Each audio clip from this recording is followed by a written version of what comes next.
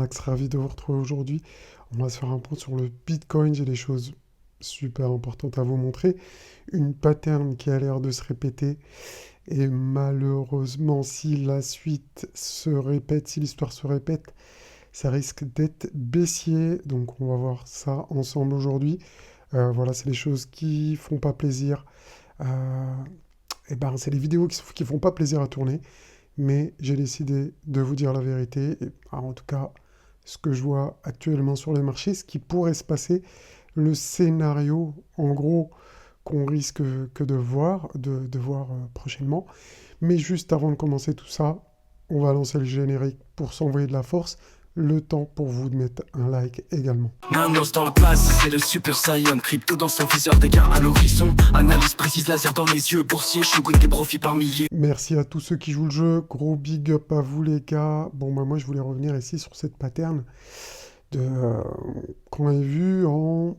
Ouais, d'ailleurs, c'était au mois de décembre 2023. Je viens juste de faire gaffe. Mais il y a un an, pile poil, d'accord. Il y a un an, on avait vu une pattern. Donc rappelez-vous, hein, aujourd'hui on est là actuellement.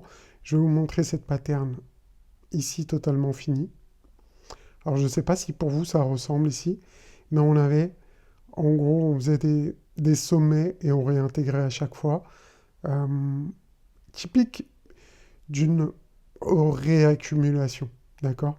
Donc ça ressemble à une petite distribution suivie d'une accumulation juste derrière. Donc tout ça, tout ce bloc, eh bien c'est une réaccumulation. Et je pense qu'on a exactement le même type ici. Vraiment, c'est exactement pareil. Alors, je vous ai dupliqué la charte ici. Donc ça, c'est la charte de 2023. J'ai fait un copier-coller. Regardez, je vais vous la mettre en parallèle. Et vous allez voir que c'est quand même assez ressemblant. Alors, si je mets à l'échelle, je vais enlever un peu... je vais enlever les indicateurs, ça va être mieux. Voilà. Donc, si vous regardez, si je mets à la même échelle, environ... Voilà. Donc, ça nous donne quelque chose comme ça, à peu près. Ok? D'accord? Bon, on va voir si j'ai vraiment bien mis à l'échelle. Tac, tac, tac. Non, c'est plus allongé dans le temps. On voit bien, en tout cas, vous voyez bien que ça, bon, après, c'est pas exactement à la même échelle, hein. Euh, je suis pas très doué pour le mettre à l'échelle, mais vous aurez compris que ça, là, eh ben, c'est ce qu'on a là. En tout cas, pour moi, ça y ressemble fortement. N'hésitez pas à me dire ce que vous en pensez en commentaire. Si, si vous pensez comme moi que ça se ressemble ou pas, n'hésitez pas. Et donc, en gros, le balisage, ça serait ici. Bon, ben, en termes de Wyckoff, c'est en gros, on a une UTAD ici, UTAD, et là, on a le BC. Bon, je vous mets les principaux. Donc, le BC, le Buying Climax, ici et ici l'UTAD.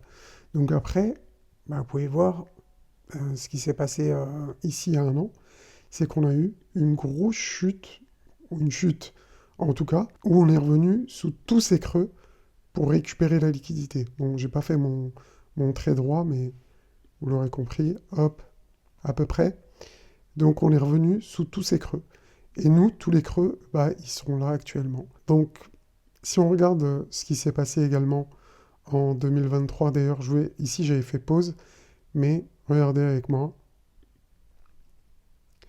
Donc on a eu notre UTAD, donc un dernier plus haut, et ensuite on a une correction dans la Magic Box mensuelle, suivie d'un rebond sur le tunnel 4 heures, qui a servi de résistance, et ensuite on est revenu chercher le support 1 mensuel et la zone d'imbalance qu'il y avait en dessous.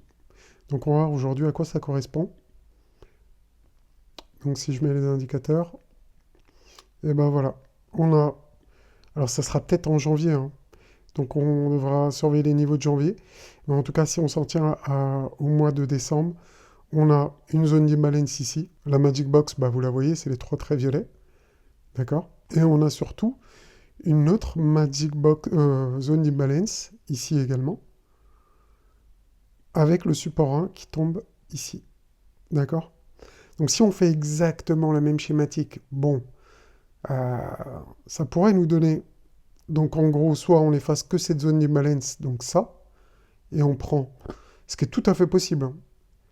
On va juste chercher le bas de la zone de la Magic Box, ou le gros scénario du pire, c'est carrément un pullback beaucoup plus profond.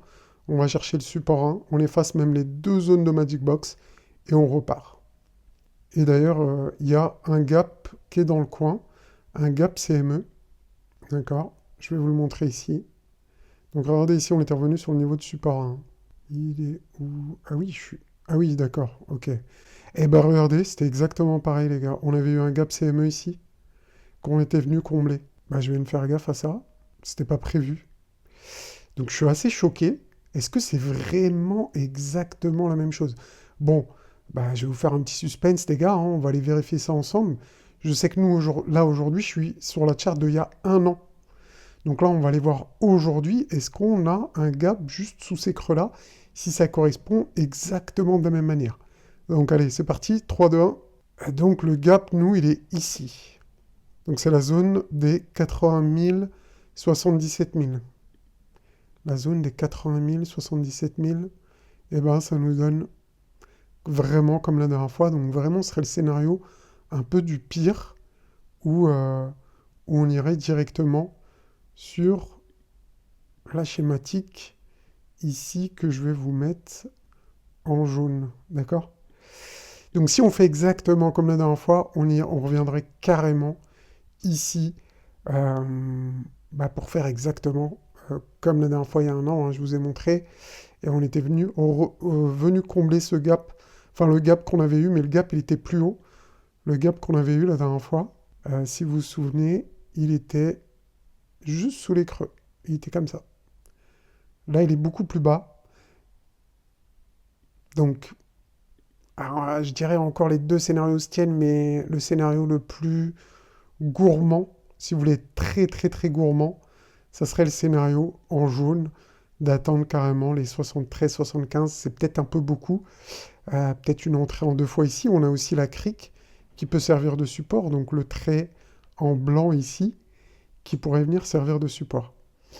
En tout cas, à court terme, rappelez-vous ce qu'on avait dit tout à l'heure, c'est qu'on avait eu un rebond ici, d'accord? On n'avait pas réussi à passer le tunnel, donc on va être attentif si vraiment, en gros, le scénario que je vous dis, on sera quasi sûr si on commence à casser ici ce niveau de support.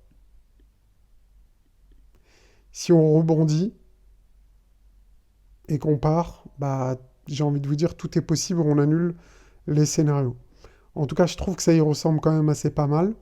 Une petite prise de liquidité supplémentaire, j'ai envie de vous dire, c'est pas déconnant. Je vous dis pas ça, je vous dis pas que c'est sûr et certain. Mais en tout cas, quand je compare les deux charts, ça y ressemble quand même. Et comme par hasard, on a deux gaps également. J'ai envie de vous dire méfiance. Et si vous avez des liquidités, peut-être qu'il faut être gourmand ce coup-ci et être assez patient.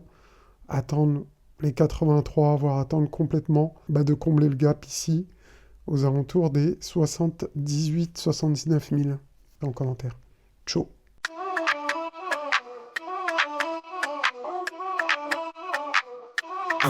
Manos dans la place, c'est le Super Saiyan. Crypto dans son viseur, dégâts à l'horizon. Analyse précise, laser dans les yeux. Boursier, shogun des profits par milliers. Il danse avec les cours, pépites sur radar. Blockchain, samouraï, aucune peur du hasard. Quand il trade, la scène en alerte permanente. Crypto scène, c'est son flair, dans son tendance. Manos le boss, crypto champion.